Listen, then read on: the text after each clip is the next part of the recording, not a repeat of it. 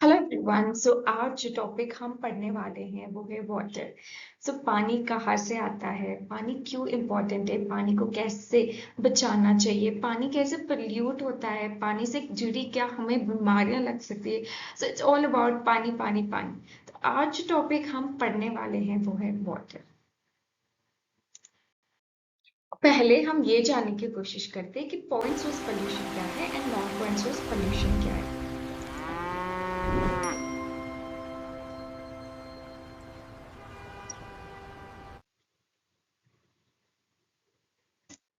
तो इससे हमें क्या समझ आता है कि पॉइंट सोर्स पोल्यूशन क्या है। देखो इधर हमें दिखाई दे रहा है कि एक सिंगल सोर्स है। जैसे समझ लीजिए कि इंडस्ट्रियल वाटर का वेस्ट है एंड ये डायरेक्टली लेट इनटू वाटर है। तो ये सिंगल सोर्स है तो पॉइंट सोर्स पोल्यूशन हो गया, मतलब हमें सोर्स पता है एंड इट इज आइडेंटिफाइएबल।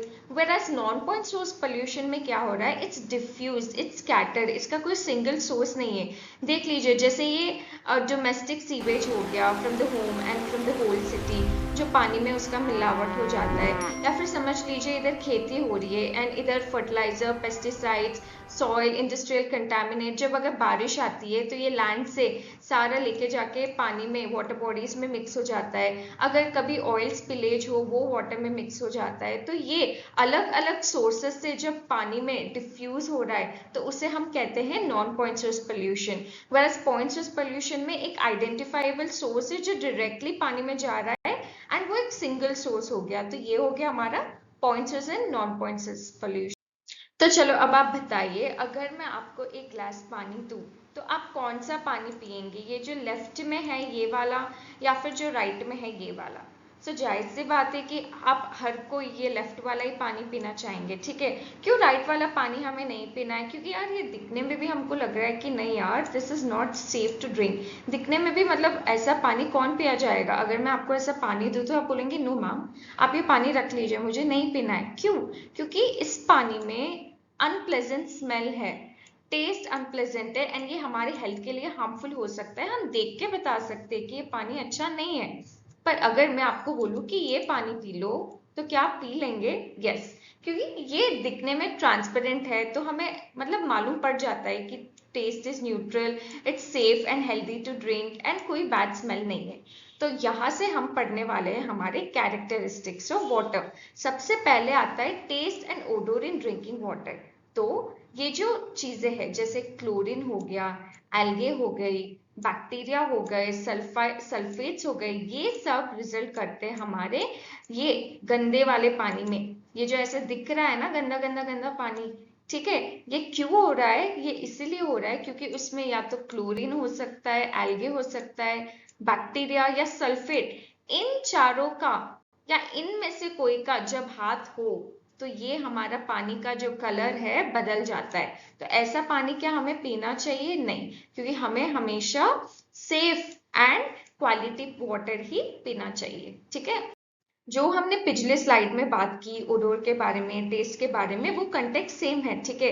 कि अब सोच लो अगर गंदा पानी हो तभी तो टेस्ट खराब होगा, तभी तो उससे स्मेल आएगी। और अगर ये साफ सुथरा पानी हो, क्लीन दिखने वाला पानी हो, तो उसमें से ना स्मेल आएगी और टेस्ट भी अच्छा होगा। पर इधर हम थोड़े कलर के डेप्थ में जाके इसके बारे में बात करते हैं। तो अगर पानी एक्सेप्टेबल है, अगर पानी एक्सेप्टेबल है, पानी अच्छा है, तो वो क्लियर होता है, कलरलेस होता है। इसमें आपको कोई दाग धब्बे दिख रहे हैं? नहीं, राइट। कोई विजिबल पार्टिकल्स नहीं होते, ट्रांसपेरेंट है, safe and pleasant to drink है। तो ऐसा पानी अगर आप देखेंगे तो आप पी लेंगे, ठीक है। पर पुअर वाटर जो होता है वो एक्सेप्टेबल नहीं होता, उसके ऐसे कलर होती है कि वो येलो हो सकता है, येलो कलर का हो सकता है, या फिर ब्राउन हो सकता है, या फिर रेड हो सकता है। मतलब ये दिखने में थोड़ा हमारे को क्लाउडी या टर्बिड दिख रहा है, मतलब कुछ खराबी दिख रही है। इट में contain harmful substances and pathogens. तो पैथोजेंस ये सब बैक्टीरिया होती है जो हमको टाइफॉइड ऐसी सारी बीमारियां क्रिएट करती है, ठीक है। ऐसे टाइप की बैक्टीरिया होती है। तो ये पानी बिल्कुल सेफ नहीं है कि अगर हम पिएंगे तो पक्का बीमार होने वाले। तो अब आप समझ लीजिए कि अगर रंग बिरंगा पानी हो, चाहे रेड हो, येलो हो, ब्राउन हो, चूज द फॉलोइंग कलर हो, आपको वो पानी नहीं पीना है, ठीक है।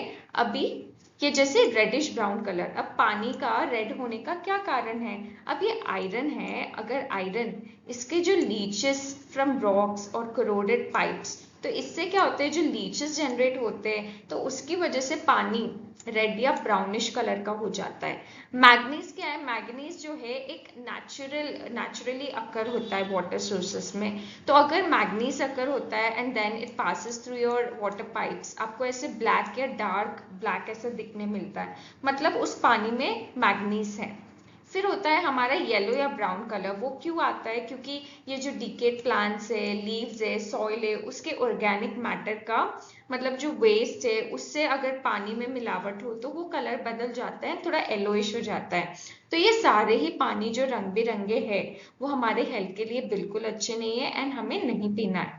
Pathogens in suspended particles from sewage, waste water या सॉइल, तो ये थोड़ा क्लाउडी या टर्बिड दिखने लग जाता है पानी। तो इसीलिए colour in water is a warning sign, ये कह रहे कि कलर वार्निंग साइन है, मतलब कि आपको वो पानी किसी भी हाल में पीना नहीं है। ओके या अब आता है हमारा थर्ड कैरेक्टरिस्टिक, जिसे हम कहते हैं हार्डनेस ऑफ ड्रिंकिंग वाटर। तो अगर वाटर सॉफ्ट है मतलब वो डिजायरेबल वाटर है, एंड अगर वाटर हार्ड है तो वो डिजायरेबल नहीं है। बट हमें मालूम कैसे पड़ेगा? अगर आप हैंड वॉश कर रहे हो और अगर आपका सोप इजीली लैथर हो रहा है मतलब वो सॉफ्ट वाटर है, and if it is not getting lather easily मतलब वो हार्ड वाटर है। तो ये हो गई हमारी डिजायरेबल एंड ये हो गई हमारी नॉन डिजायरेबल हार्ड वाटर। फिर आती है हमारी, ये क्या कह रहे हैं, स्केलिंग के बारे में, ठीक है। तो अगर हम स्केलिंग के बारे में कहें, अगर कोई स्केलिंग ना दिखे मतलब सॉफ्ट वाटर, अगर हमको कहीं भी ये व्हाइट टाइप की व्हाइट कलर की स्केलिंग दिख रही है मतलब ये हार्ड वाटर है, ठीक है। तो again this is the way how you can identify A soft water and hard water. Soft water is better for washing clothes and bathing, it has a pleasant taste and it is low in calcium and magnesium, whereas hard water is high in calcium and magnesium. Soap does not lather easily, it forms white deposits on taps, pipes, appliances. It may reduce efficiency and life of heaters, boilers and washing machines and may slightly affect the taste of water. अब क्यों होता है water hard, क्यों होता है? क्योंकि बार बार इधर calcium and magnesium की बात करें तो क्योंकि डिजोल्व हो जाता है पानी में कैल्शियम मैग्नीशियम, इसकी वजह से हार्ड हो जाती है। एंड अगर वाटर पास हो जाता है लाइमस्टोन से या चौक से तो इससे वाटर हार्ड हो जाती है। एंड अगेन इधर कैल्शियम एंड मैग्नीशियम की बात कर रहे हैं कि अगर ग्राउंड वाटर में भी उसका अगर प्रेजेंस हो तो वाटर हार्ड हो जाती है। तो अब हम पढ़ते हैं पीएच लेवल के बारे में। तो ये जो स्केल आपको दिख रहा है this is called the pH scale. तो इधर हम क्या समझ पा रहे हैं कि अगर अगर आपका पीएच लेवल 6.9 से कम है मतलब एसिडिक है, ठीक है। अगर 7 है मतलब न्यूट्रल है, एंड अगर 7.1 to 14 है मीन्स इट्स अल्कलाइन या फिर बेसिक। तो अभी देखते हैं एसिडिक वाटर मतलब क्या हो सकता है अगर पानी एसिडिक हो तो इधर क्या वापस क्या कह रहे हैं कि पीएच अगर 6.5 से कम हो तो मतलब एसिडिक होता है पानी। ये करोड कर सकता है पाइप को, ये डिजोल्व कर देता है मेटल को पानी के अंदर, टेस्ट और हो जाता है एंड ये पीने के लिए बिल्कुल सूटेबल नहीं होता। अगर न्यूट्रल की बात करें तो दिस इज पीएच 7 जो पानी प्योर है, बेस्ट है एंड हम पी सकते हैं इस पानी को। ये कह रहे हैं कि 7 to 8.5 भी अगर हो तो आप मान सकते हो आइडियल इसे पीने के लिए। And if it is greater than 8.5 तो ये हाईली अल्कलाइन हो जाता है, इसका टेस्ट थोड़ा बिटर हो जाता है, स्केलिंग हो जाती है एंड ये बिल्कुल रिकमेंडेड नहीं है।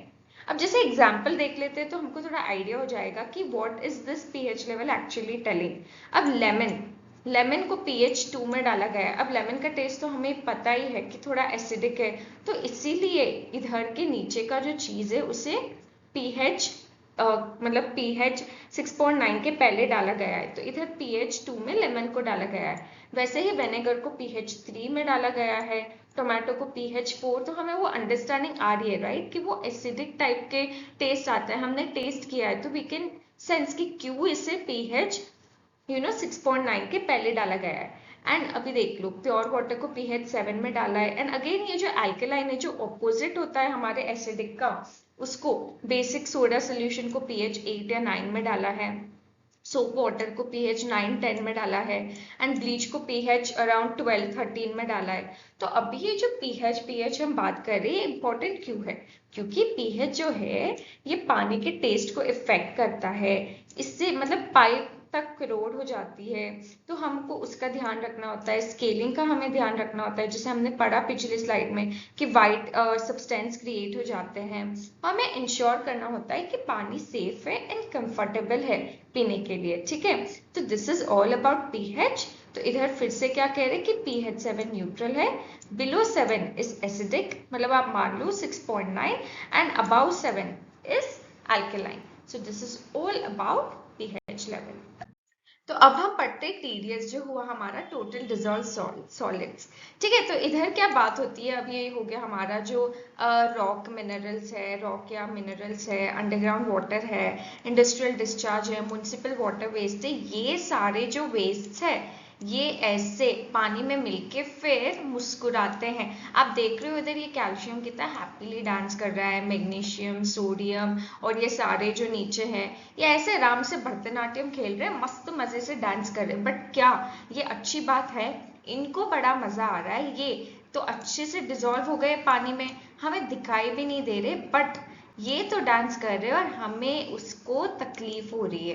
क्यों तकलीफ हो रही है हमें उससे? क्योंकि अगर TDS का रेंज 600 से ज्यादा होता है तो वो अच्छी बात नहीं है, वो बिल्कुल भी सूटेबल नहीं है आपको पीने के लिए। ये देखो कैसा दिख रहा है, बिल्कुल salty, it may cause scaling and it's not at all good for health. अगर 300 to 600 है मॉडरेट है, ठीक है, आप एक्सेप्टेबल मान सकते हो। 50 to 300 जो है ये हो गया हमारा आइडियल। वैसे अगर हम 0 to 300 को लो TDS मानते हैं, 50 to 300 वाला सबसे आइडियल हो गया हमारे पीने के लिए, पानी पीने के लिए। अब अगर हम नटशेल में पढ़े कि क्या TDS है, तो TDS काफी सोर्सेस से आता है, जैसे रॉक हो गया, अंडरग्राउंड वाटर हो गया, इंडस्ट्रियल डिस्चार्ज हो गया। ये सारे TDS जो डांस कर रहे हैं और ये जो खुश हो रहे हैं, ये हमें दिखाई भी नहीं दे रहे एंड बट ये पानी में डिजोल्व होते ये होते हैं। अगर ये TDS 600 से ज्यादा है मतलब ये बिल्कुल एक्सेप्टेबल नहीं है और ये हम नहीं पी सकते। 300 to 600 को हम मॉडरेट मानते हैं एंड 0 to 300 को हम लो मानते हैं। लो TDS जो होता है वो फिर भी अच्छा होता है, आइडियल होता है फॉर ड्रिंकिंग। जो मॉडरेट है उसको आप ठीक है एक्सेप्टेबल मान सकते हो, बट जो 600 से ज्यादा है वो बिल्कुल भी सूटेबल नहीं होता बिकॉज ऑफ दीज कंडीशंस, ठीक है। सो this is all about TDS।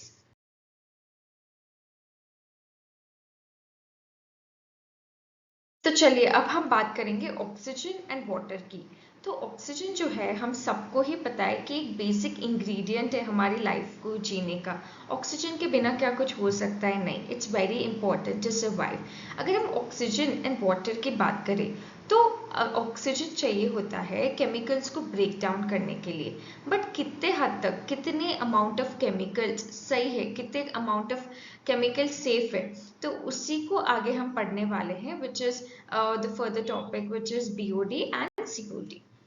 Biochemical oxygen demand, or BOD, measures how much oxygen microorganisms need to break down organic waste in water.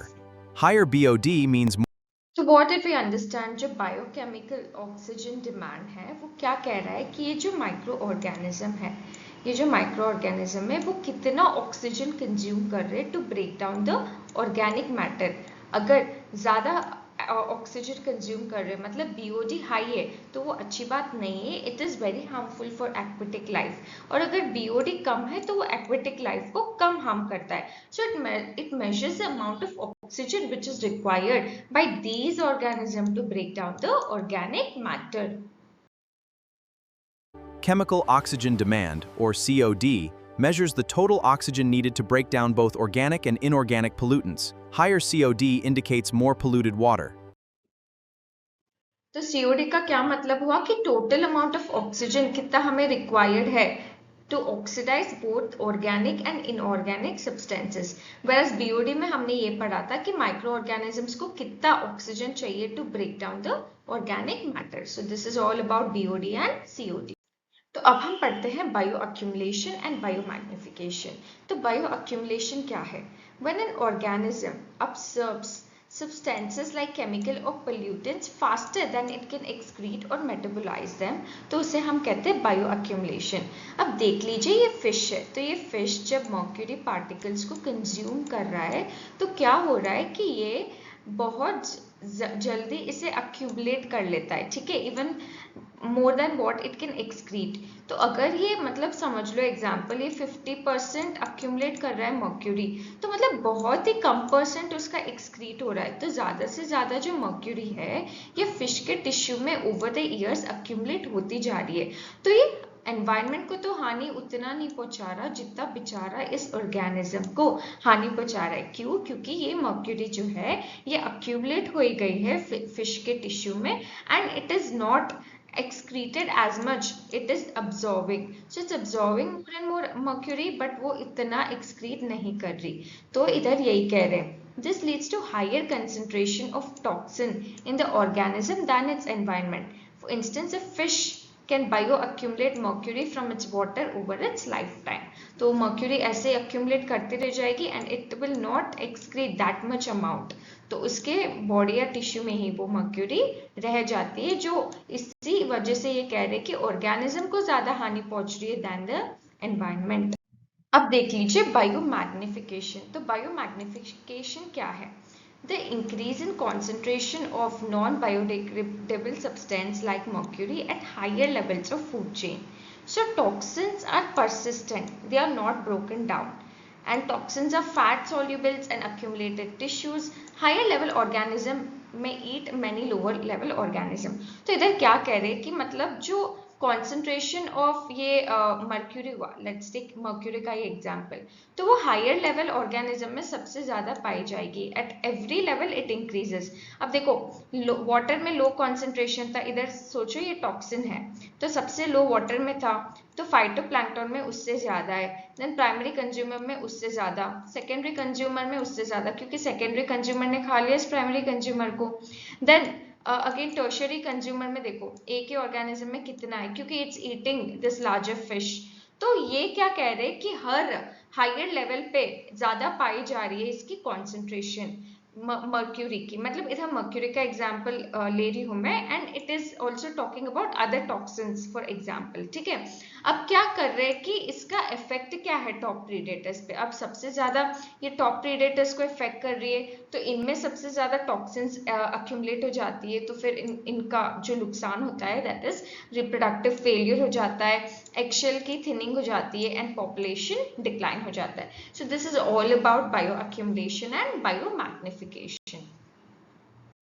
तो अब हम आ चुके हैं हमारी लास्ट स्लाइड में जहाँ पे हम वाटर बोर्न डिसीजेस के बारे में पढ़ेंगे। तो ये 4 टाइप्स के होते हैं, एक है bacteria, virus, protozoa and parasite. So bacteria से हमें ऐसे डिसीज होते हैं जैसे कोलेरा हो गया, टाइफॉइड हो गया, वायरसेस से हेपेटाइटिस ए, पोलियो ऐसे डिसीजेस हो जाते हैं। प्रोटोजोआ से जियार्डियासिस जिससे हमको स्टमक क्रैम्प्स, डायरिया ऐसी टाइप की बीमारियां हो जाती है। एंड पैरासाइट से स्काइटोसियामेसिस जैसे ये जो स्किन की एलर्जी दिख रही है ऐसी सारी बीमारी हो जाती है, रैशेस हो जाते हैं, मसल एक हो जाता है। तो ये सारी बीमारी है जो पानी से हमें आ सकती है, इसलिए जो हम पानी पीते हैं हमें पूरा ध्यान रखना चाहिए इन सारी बीमारियों से बचने से। Thank you everyone. So by this we complete 90% of water pollution. तो सिर्फ वो मेटल कंटामिनेशन वाला पार्ट बाकी है, वो थोड़ा टेक्निकल पार्ट है जिसे हम अगले वीडियो में कवर करेंगे, क्योंकि अगर हम इधर ही उस टॉपिक को करेंगे तो it will be very hectic. तो उसको हम अगले वीडियो में लेंगे जहाँ पे मेटल कंटामिनेशन से जो डिसीजेस होती है तो उसके बारे में हम पढ़ेंगे। सो आई होप आपको ये सेशन अच्छा लगा है। अगर आपको ये सेशन अच्छा लगा है तो वीडियो लाइक करना, सब्सक्राइब करना और सबके साथ शेयर करना। आई ट्राई माई बेस्ट कि बेस्ट इंटरेस्टिंग वे में, क्रिएटिव वे में हम पढ़ सके साथ में। तो that's it, see you all until the next session, have a good day.